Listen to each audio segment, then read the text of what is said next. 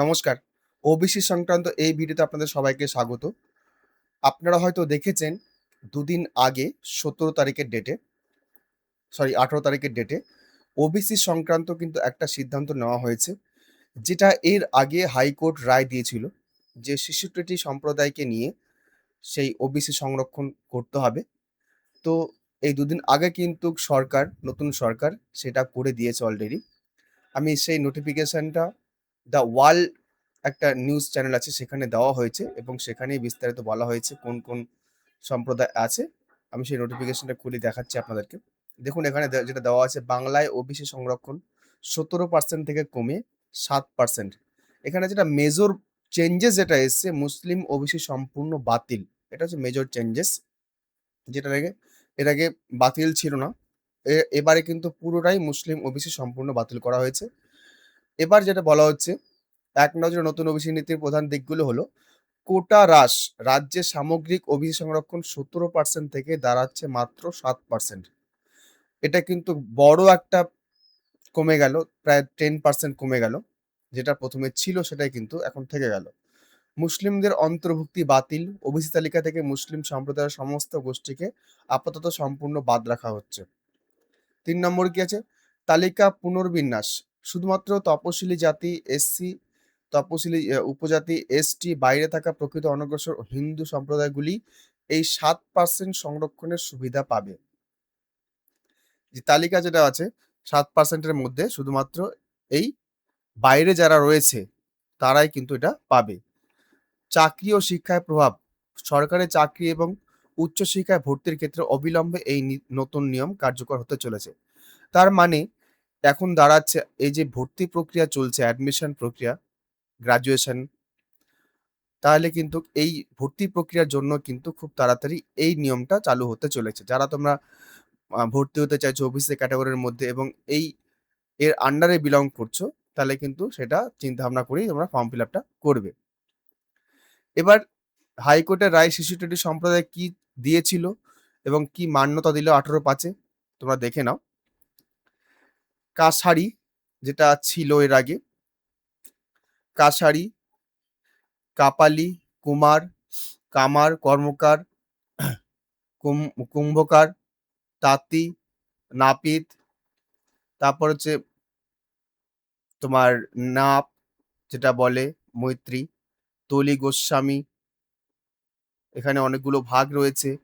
মালেক, রাজবংশী, মালাকার, মালাকার ২ জায়গায় আছে, সরি ৩ জায়গায় আছে। এখানে আনসারি সেলিমটাও আছে দেখছি।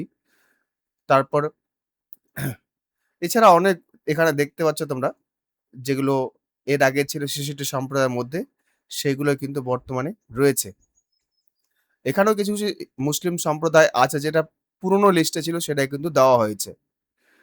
তো এই লিস্টের আন্ডারে যারা পড়ছো তোমরা, তাদের কিন্তু তোমরা ওবিসি হিসেবে আবেদন করতে পারো। আর বাকিরা কিন্তু এই লিস্টের বাইরে যারা রয়েছে তারা কিন্তু আবেদন করতে ওবিসি হিসেবে পারবে না। তো এই সিদ্ধান্তের তাৎপর্য কি আছে? দীর্ঘদিন দাবি ও আন্দোলনের পর মিলল এই স্বীকৃতি।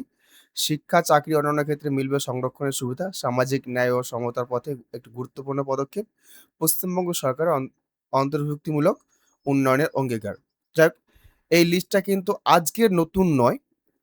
এটা অনেক আগের থেকে লিস্টটা চলে আসছে। আমাদের এর আগের সরকার সেটা চেঞ্জেস করেছিল। এবার আবার কিন্তু নতুন সরকার আসার পরে সেটা চেঞ্জেস হলো। আগের লিস্টকে মান্যতা দেওয়া হলো। এটা নতুন কিছু নয় এবং সেটা হাইকোর্টের রায় মেনেই কিন্তু এই ৬৬টি সম্প্রদায়কে ওবিসি হিসেবে মান্যতা দেওয়া হয়েছে।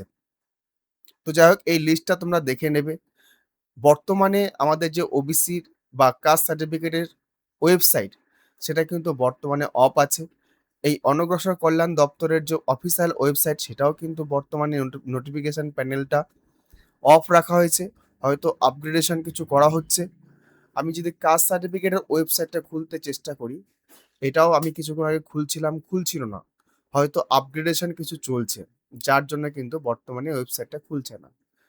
তো এর সম্বন্ধীয় আরো কয়েকটা কথা বলে রাখি, যে এর আগে হয়তো শুনতে পেয়েছিলেন আপনারা যে এসসি, এসটি যারা আছে ২০১১ পরে যে সমস্ত এসসি, এসটি কার্ড ইস্যু হয়েছে, তাদেরকেও কিন্তু রিভ্যালিডেশনের আন্ডারে আনা হবে।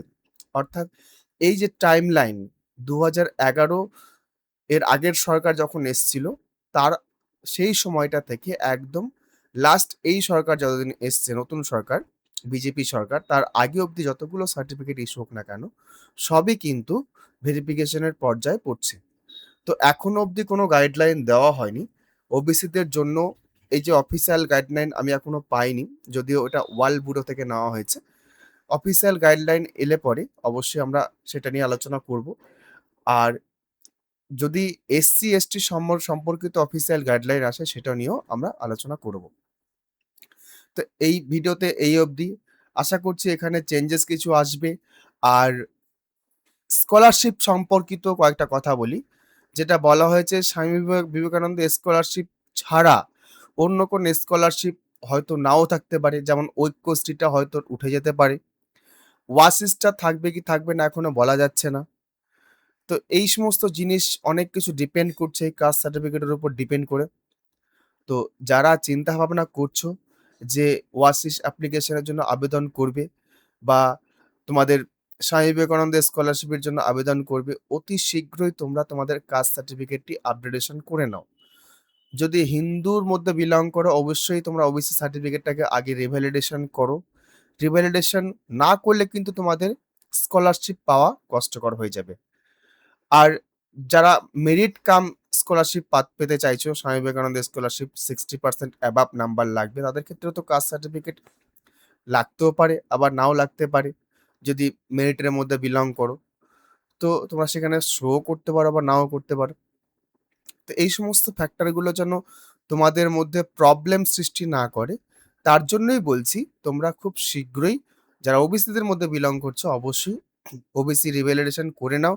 অলরেডি ওবিসি রিভ্যালিডেশন চলছে বহুদিন আগে থেকেই। তো আমি বলবো তোমাদেরকে, তোমাদের সুবিধার্থে এবং অ্যাডমিশনের সুবিধার্থে তোমরা অবশ্যই ওবিসি সার্টিফিকেটটাকে রিভ্যালিডেশন করে নাও। অনেকেই যারা এখনো ওবিসি রিভ্যালিডেশন করনি, নেক্সট কিন্তু ভর্তির ক্ষেত্রে তোমাদের প্রবলেম হবে। রিভ্যালিডেশন না করলে পরে কিন্তু ভালো একটা প্রবলেম সৃষ্টি হবে। অতএব বলবো তোমাদেরকে কাস্ট সার্টিফিকেটের অফিসিয়াল ওয়েবসাইটে গিয়ে তোমাদের রিভ্যালিডেশনের অ্যাপ্লিকেশনটা করে নাও। এর আগামী অনেক ভিডিও দিয়ে রেখেছি রিভ্যালিডেশন করার জন্য ওবিসির, সেটা করে নাও। আর এসসি/এসটিদের যদি রিভ্যালিডেশনের এখনো গাইডলাইন আসেনি, গাইডলাইন এলে পরে আমি আপনাদের সম্পূর্ণ তথ্য আমার ইউটিউব ভিডিওর মাধ্যম দিয়ে জানিয়ে দেব। তো যাই হোক, এটা হচ্ছে মূল বক্তব্য ওবিসি নিয়ে, ওবিসি সংরক্ষণ নিয়ে। আমি ভিডিও আর দীর্ঘায়িত করছি না। যদি আপনাদের ভিডিওটি ভালো লাগে অবশ্যই একটি লাইক করবেন, অন্যদের জন্য অবশ্যই শেয়ার করবেন এবং চ্যানেলে যদি প্রথমবার হন চ্যানেলটি সাবস্ক্রাইব করবেন। ধন্যবাদ।